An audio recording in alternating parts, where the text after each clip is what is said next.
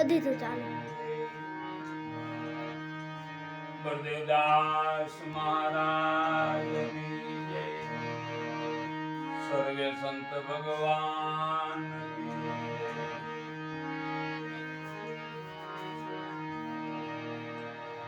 આજનો પ્રસંગ છે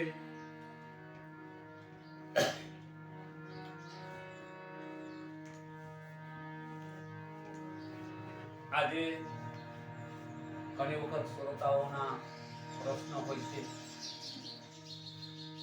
હે ગુરુ મહારાજ,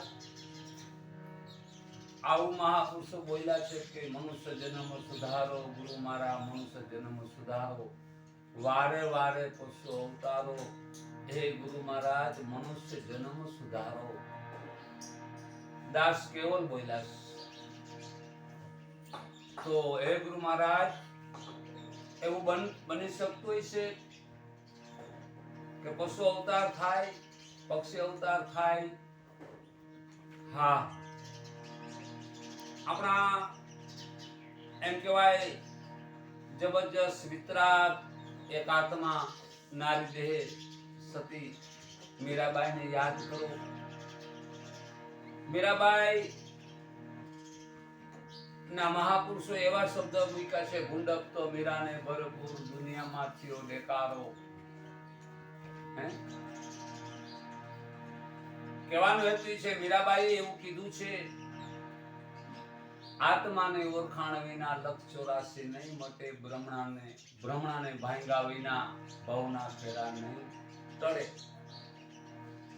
સાચી વાત છે. દાસ કેવલ એમ કહેતા હતા કે હે ગુરુ મહારાજ, મનુષ્ય જન્મ સુધારો, વારે વારે અમારે પશુ અવતારો.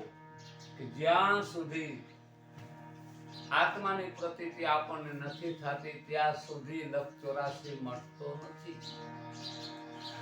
આત્માની પ્રતીતિ ને આત્માની ઓળખાણનો અર્થ એ છે, પોતે પોતાને ઓળખી શકે, પોતે પોતાને સમજી શકે, પોતે પોતાને જાણી શકે, એને આત્માની ઓળખાણ કહેવામાં આવી છે.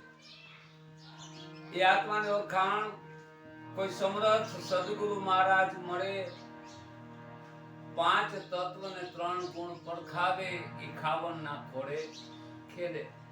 એ શ્રોતાઓ, એ વાત હકીકત છે. દાસ કેવલ આપણને સંજ્ઞા કરી અને એક સંદેશો આપ્યો છે કે જીવાત્માઓ સદગુરુને શરણે જાજો. મનુષ્ય દેહ કોઈ સામાન્ય ચીજ નથી. મનુષ્ય દેહે જન્મ મરણ લક્ષ 84 નો ફેરો મટી શકે છે.